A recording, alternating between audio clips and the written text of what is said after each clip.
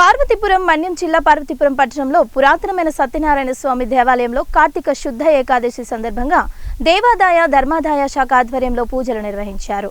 వేకువజాము నుండే భక్తులు సత్యనారాయణ స్వామి వారి దేవాలయంలో ప్రత్యేక పూజలు చేసి దర్శించుకున్నారు. భక్తి శ్రద్ధతో సత్యనారాయణ వ్రతం చేసుకుని దీప ధూప నైవేద్యాలు సమర్పిస్తూ మొక్కులు తీర్చుకున్నారు భక్తులు.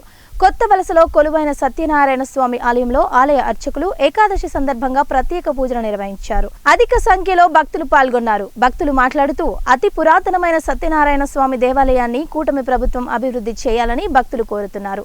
భక్తులకు ఎటువంటి ఇబ్బంది లేకుండా అన్ని ఏర్పాట్లు చేశామని ఎండోమెంట్ అధికారి ఈవో మండల ప్రసాద్ వెల్లడించారు.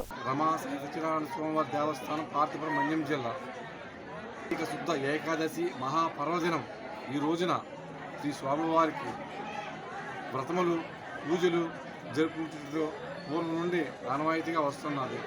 భక్తులు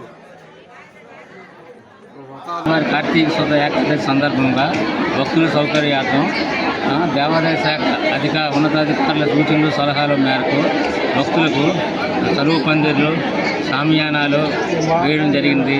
మంచినీరు సరఫరా క్యూ నిర్మాణం చేసి అందరికీ స్వామివారి దర్శనం సక్రంగా జరిగినట్టుగా చూడడం జరిగింది.